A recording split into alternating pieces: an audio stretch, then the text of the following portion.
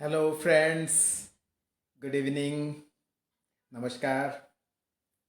Welcome to this episode of Satya speaks. हर बार मैं कुछ ऐसी बातें लेके आता हूँ, आपके साथ चर्चा करता हूँ, जो कि किसी का काम आए। और क्योंकि मैं हमेशा डिसेबिलिटी और उससे जुड़ा हुआ इशू के साथ रहता हूँ, आपका कभी ये ज़रूरत ना पड़े, पर अगर आपको ये सब चीज़ पता हो तो शायद आपका नॉलेज किसी और का काम आए, किसी और का ज़िंदगी सुधर सकता है। मैं इसलिए पब्लिक में जा रहा हूँ, अवेयरनेस कर रहा हूँ कि इग्नोरेंस बहुत बड़ा फैक्टर है। लोग अनजान है, इसीलिए बहुत सारे लोगों को तकलीफ हो रहा है।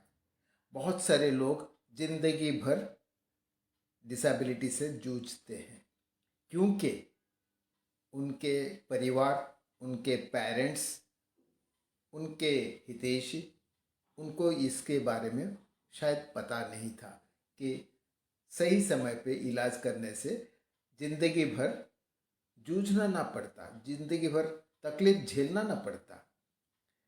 कई सारे मेडिकल प्रोफेशनल्स, उनको भी इसके बारे में जानकारी नहीं है। कोई ताज्जुब की बात नहीं है, हर किसी को हर चीज़ के बारे में पता हो ये जरूरी नहीं है।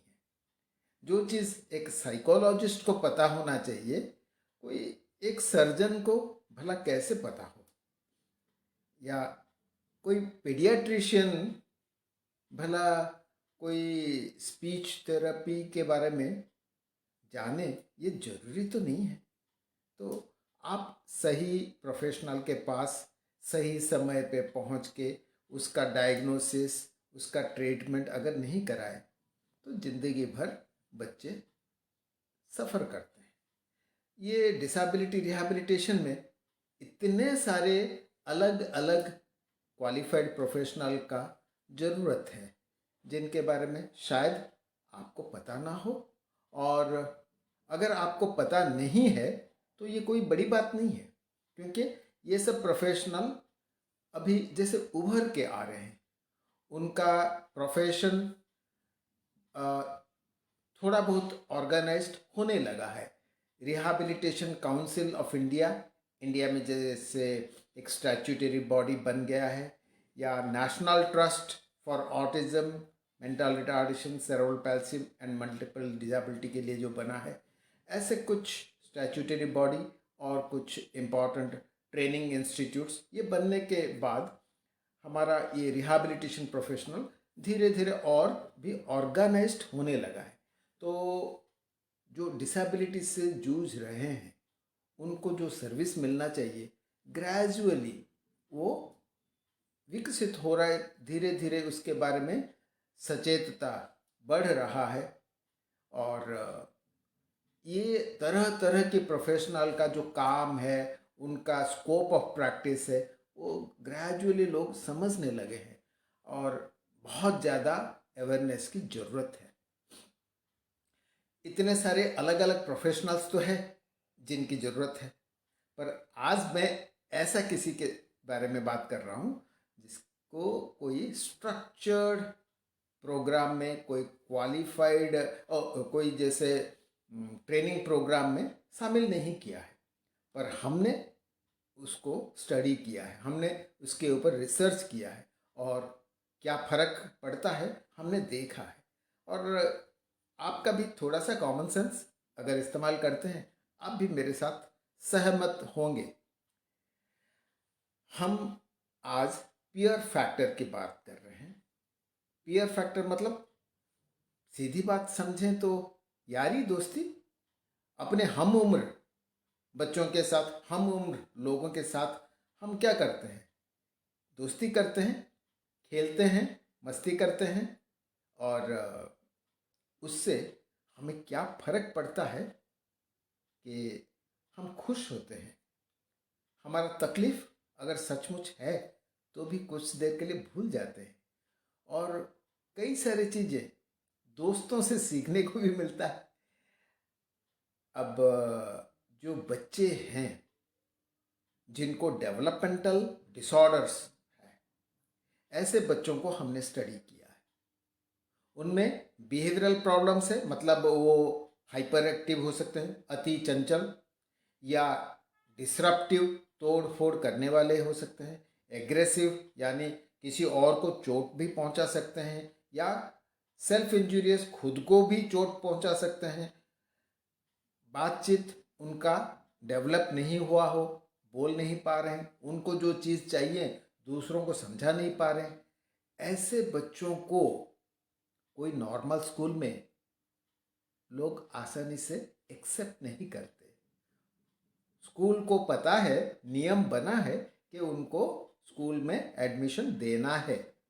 डिसेबिलिटी से जो भी अफेक्टेड बच्चे, उनको एडमिशन देना है।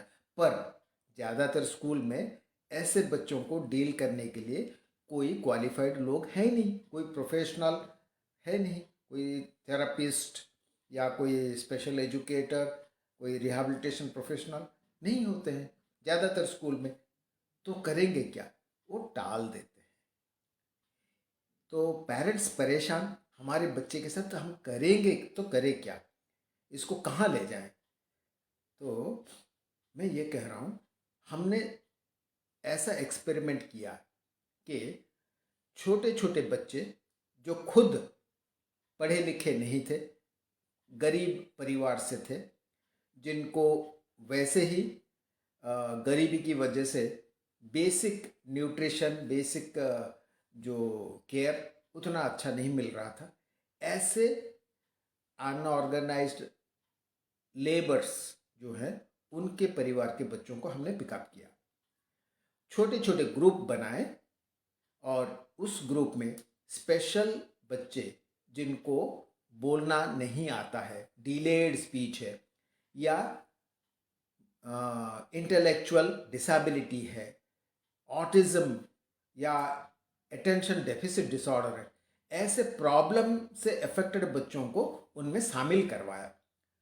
अब हमें चौंकाने वाली नतीजा मिला है कि ये जो सोशली फाइनेंशियली डिसएडवांटेज्ड बच्चे और जो न्यूरो डेवलपमेंटल डिसऑर्डर से अफेक्टेड बच्चे जब मिलके खेलने लगे और गाना गाने की कोशिश किया, कोई मजाक मस्ती किया, कहीं ड्राइंग, पेंटिंग, डांसिंग किया, और सोशल इन्फ्लुएंस या पीयर इन्फ्लुएंस के वजह से जो ये डेवलपमेंटल डीले वाले बच्चे दिखाए या उनमें जो परिवर्तन आया, हम चौंक गए। बहुत अच्छा इन्फ्लुएंस रहा।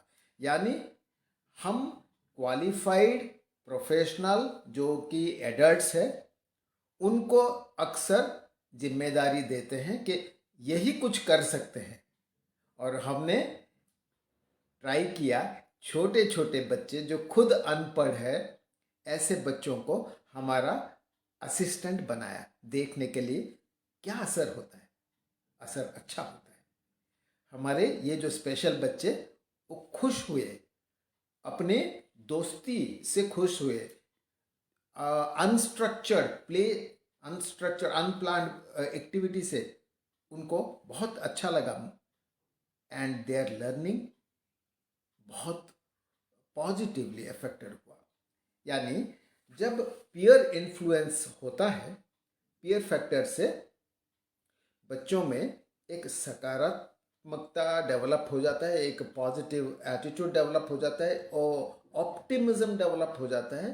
सो जो फॉर्मल मेन स्ट्रीम थेरेपीज है, वो थेरेपी के लिए ये बच्चे अधिक मात्रा में रिसेप्टिव हो जाते हैं।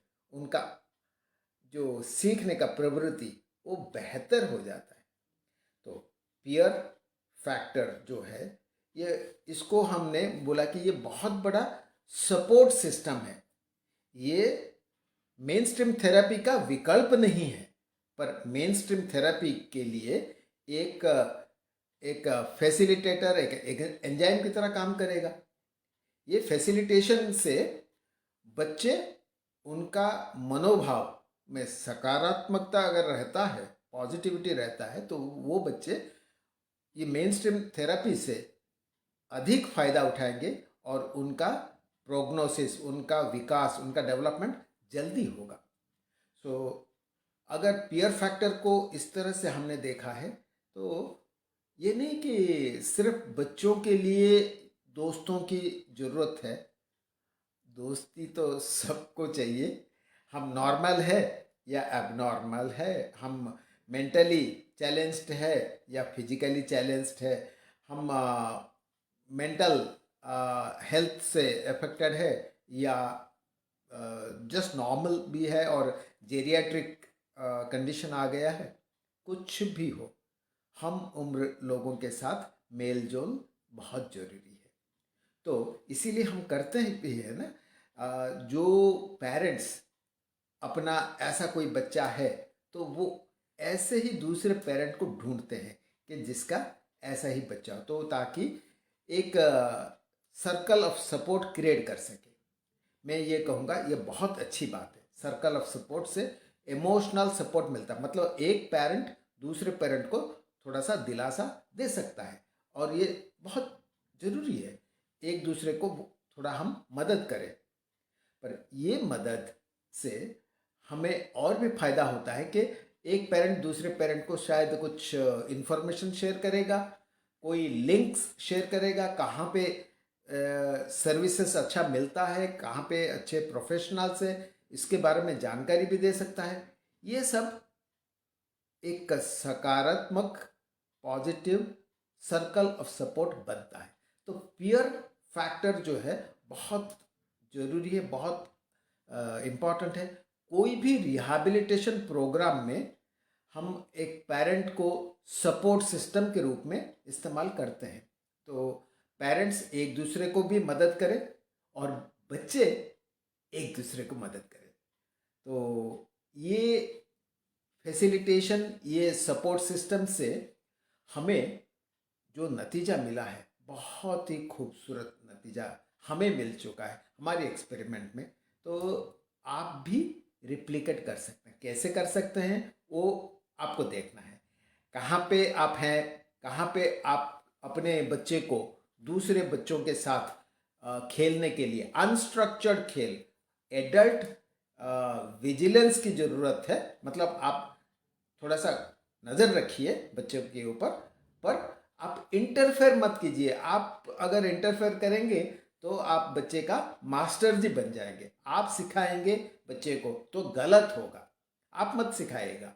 बच्चे जब खुद एक्सप्लोर करेंगे तो उससे बहुत कुछ नया चीज़ अपने आप सीखेंगे।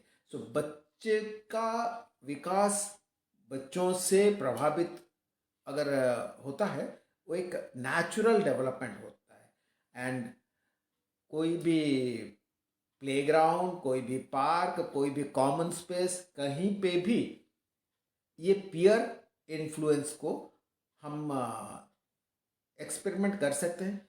ज़रूरी नहीं है कोई भी स्ट्रक्चर की, कोई भी नियम की ज़रूरत नहीं है। आप खेल कूद का माहौल बनाइए, बच्चे अपने आप सीख लेंगे। बच्चे अपने आप बहुत कुछ सीख लेंगे। ऐसा भी एक्सपेरिमेंट किया गया है कि बच्चों को जो कि बिल्कुल जैसे झुग्गी झुपड़ी में रहने वाले बच्चे हैं, जिनको कुछ पढ़ाई लिखाई या स्कूल जाने का मौका ना मिला हो, ऐसे बच्चों के सामने कंप्यूटर्स रखा गया और कुछ देर उनको फ्री छोड़ा गया। पता चला वो खुद ही अपने आप चलाना सीख गए। कंप्यूटर अपने आप अनपढ़ बच्चे चलाना सीख गए। अब आजकल आप घर घर में देखे होंगे, छोटे छोटे बच्चे अगर स्मार्टफोन उनके हाथ में दे दिया, वो खुद ही एक्सप्लोर करके वो यूट्यूब खोल लेते हैं, कुछ भी वीडियो चला लेते हैं। उनको पता नहीं है, ढंग से चलना नहीं सीखा, ढंग से बोलना नहीं सीखा, तब भी उनको हाथ में जब स्मार्टफोन आप दे देते हैं, खुद एक्सप्लोर करके काफ़ी कुछ अपने आप सीख लेते हैं जो पेरेंट नहीं जानते हैं। ऐसी बातें छोटे छोटे बच्चे कर लेते हैं, तो आप एक्सपेक्ट कीजिए कि बच्चे एक दूसरे को अगर सपोर्ट करते हैं, बहुत कुछ हो सकता है, बहुत बड़ा पीयर फैक्टर का इन्फ्लुएंस हो सकता है। और इसका आप अगर कोशिश करते हैं और कुछ नतीजा मिलता है, आप दूसरों के साथ भी शेयर कीजिए, हमारे साथ भी शेयर कीजिए। हम इंस्टीट्यूट ऑफ हेल्थ साइंस में शायद आपका एक्सपीरियंस का, आपका एक्सपेरिमेंट का रिप्लिकेशन करने की कोशिश करेंगे, उसका बेनिफिट दूसरों को देने की कोशिश करेंगे। तो आज के लिए मैं इतना ही रखता हूँ। उम्मीद करता हूँ कि आप भी सोचें, डिसेबिलिटी आज किसी और को हुआ है, कल हमें भी हो सकता है। तो हम सब मिलके कुछ ऐसा करें, ऐसा माहौल बनाए, ऐसा इकोसिस्टम बनाए कि जब भी किसी को भी ज़रूरत पड़े रिहैबिलिटेशन सर्विसेज, उसको नज़दीक ही नज़दीक मिल जाए और सही समय पे मिल जाए, सही डोजेस पे मिल जाए, सही टाइप का प्रोफेशनल सर्विस मिले। ये उम्मीद करता हूँ कि हम सब मिलके एक खूबसूरत दुनिया आगे बनाएं सबके लिए। नमस्कार। Thank you.